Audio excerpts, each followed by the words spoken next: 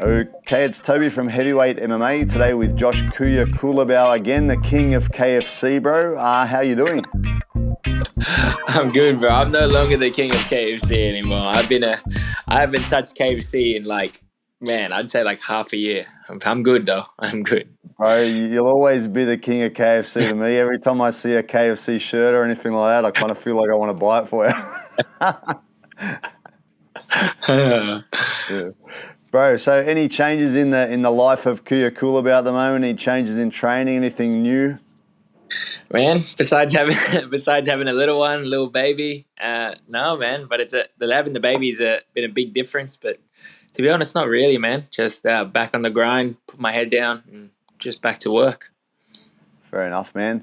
Now, back in the middle of last year, man, I bet my house on Josh Kuya Culibao to win by KO against Leroy Murphy. Since then, me and the family been living in a cardboard box, but it's all right. We're living with the hope that the next fight will be a good one, bro. So, Danny Silva, you're fighting Danny Silva on the Tai Tuivasa Tebura card, Sunday 17th of March in the Apex in Las Vegas. Yep. What's our betting tips for the Kuya Culibao result? Man, hey, I'm not a gambling man, but yeah, I would put the money on me. That's for sure. Man, yeah. I've been training hard, so yeah, I'd put the money on me. Cool, bro. How does it feel to now be the one of the mainstays fighting the young, hungry up and comer in Danny Silva, bro? It's strange to be. It feels weird because he's obviously young and he's fighting. He's making his debut, and I feel like now I'm the older dude, the veteran. You know what I mean? The guy that's been around a little bit longer. So I don't know. I still feel like I'm still very young in this sport. You know, I'm only 29 years old, but yeah, I've obviously got some experience in the UFC now. But yeah, it feels a little bit strange to say that I'm the veteran when I don't feel like it. You know what I mean? I don't feel like I'm that old dude.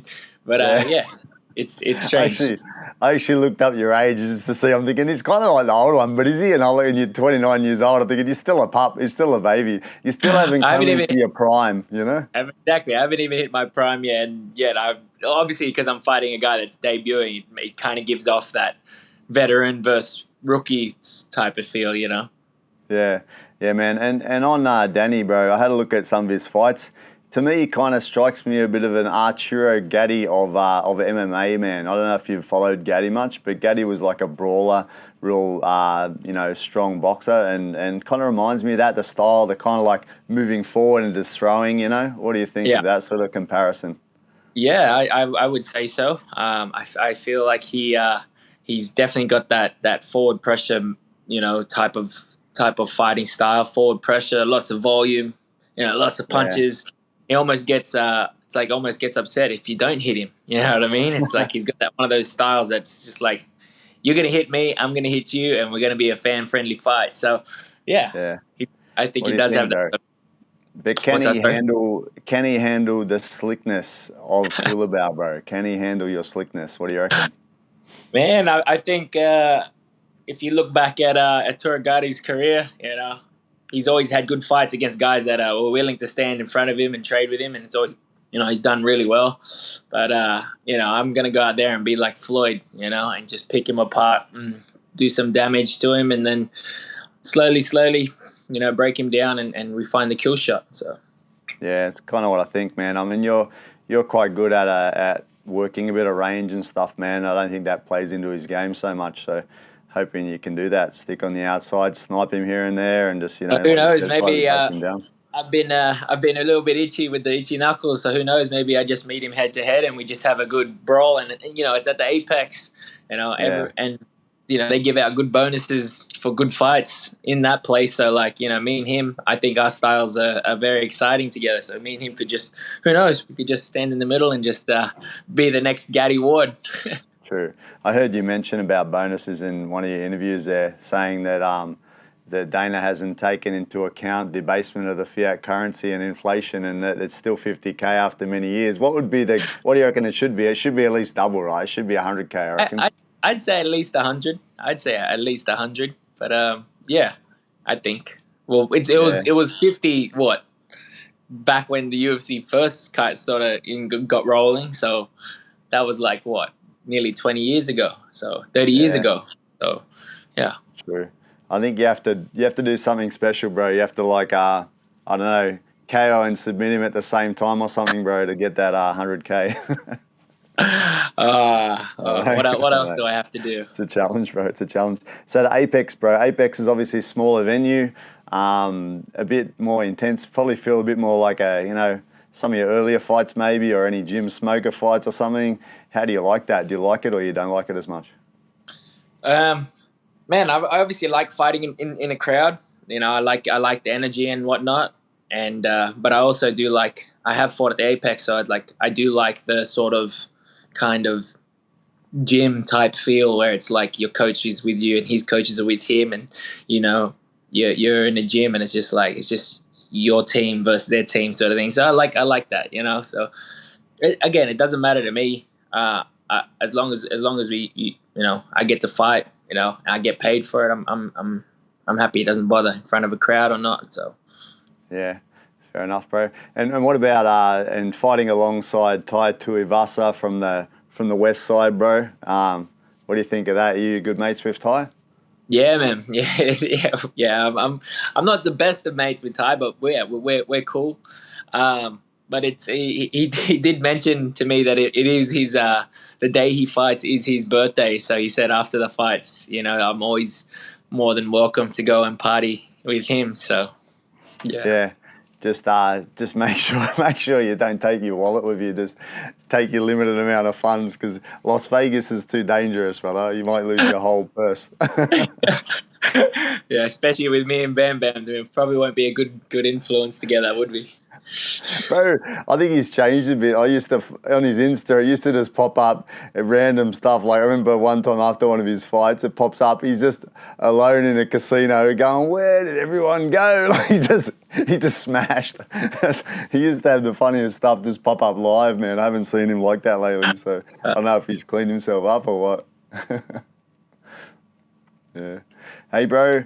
Also, just wanted to ask you, man. It's been a little while between fights. What sort of goes on in your head between fights, like as a pro? Any demons come in, bro? Any doubts, anything like that, or just focusing? Like, what's the deal? Oh man. Obviously, I'm only human. Of course, obviously, you get you're fighting your battles in your head a little bit. Thinking that, you know, do I belong here? Like, am I doing the right thing? And so yeah, it's been nice that I haven't fought in a while, but also at the same time, it's like I needed to get back in the gym and back into routine because the time away has really made me realize how much I love this sport and how much I want to do this. And you know, I would do this whether there was no fame, there was no money in this. I was doing this before all that. So yeah, the time away has been good. It's kind of made me realize a lot of different things. Put a lot of things into perspective for me. So yeah, I'm just happy to be back and happy to be getting ready to fight again because yeah, I love this sport so much. Nice, man. Nice. And just wanted to ask you while you're here, like, what's your any picks for up and coming guys? Like, not necessarily out of your gym, but in our region, like New Zealand, Australia. Any fighters that kind of excite you and you're looking forward to watch in the future? Man, there's so many. There's so many. The scene is going crazy right now. Probably the lightweight eternal MMA champion, Quillen Salkilled. Yeah. He's an Yeah, man. absolute terror, man. He's an absolute terror. He's got one punch knockout power. He can wrestle. He can do it all. He should definitely be up next up for a call up to the UFC. Another guy from that same gym who's a bantamweight, Cody Haddon. He's Yeah. he's he's a beast too, man. He just won the Hex Fight Series belt. Um, Man, there's so many. Justin Van Heerden, who's the eternal MMA featherweight champion. Yeah. Yeah. Again, another beast as well. Like, he deserves a call up as well.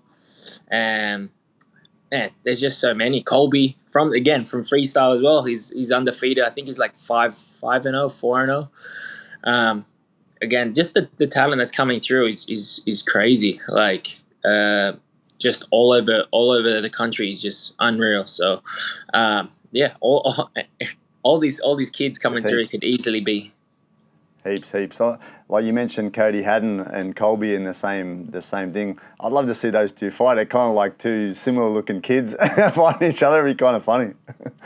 Yeah. I think that should be the next matchup. They both fought on Hex the other weekend, and they both walked Yeah, away with the win. So them two should definitely be fighting. And I feel like they should sort of prove who's the number one guy before they get the call up.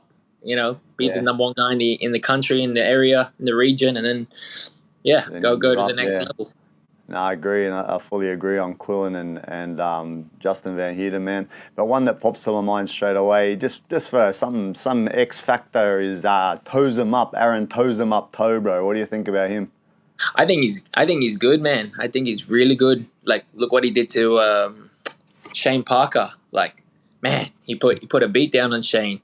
I mean, Yeah, not take anything away from Shane, but Shane's a little bit on the older side as well. So I don't know. We again, they're all bantamweights. All three of them guys, they all got to fight it out and prove who's the number one guy before they get the call up on the international stage. true, true. But yeah, I feel also another guy that should be getting mentioned for the UFC is Kit Campbell, man. Kit Campbell and Matt Vale, them two, they should have been, when I was coming up, those two were the two guys. Even when I was Yeah, fighting on the circuit, those were the two guys that were like, that's number one and that's number two, and then now it's switched, and that's number one, that's number two. You just never knew with those two. So I think those two, yeah. I'm not too sure yeah, about the heavier guys, like the middleweights, the light heavyweights and stuff, but yeah, definitely like those guys. yeah. Sounds good, bro.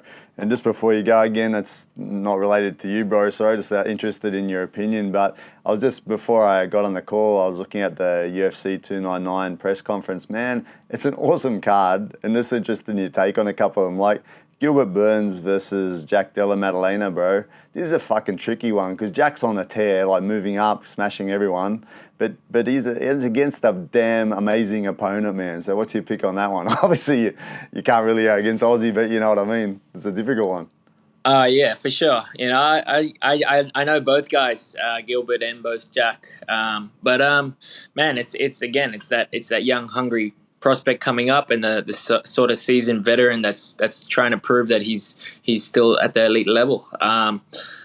I'll stay on the ropes for this one and won't pick a side. But yeah, I just hope they bring a good fight.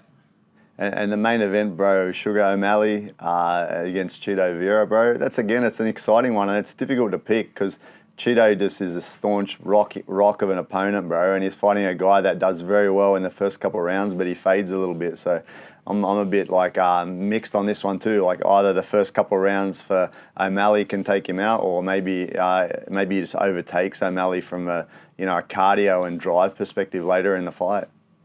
Yeah, that's actually a very good take. I think that's pretty much spot on how I view it as well. I feel like O'Malley's obviously the sharpshooter, the sniper from the outside, and he can get it done early.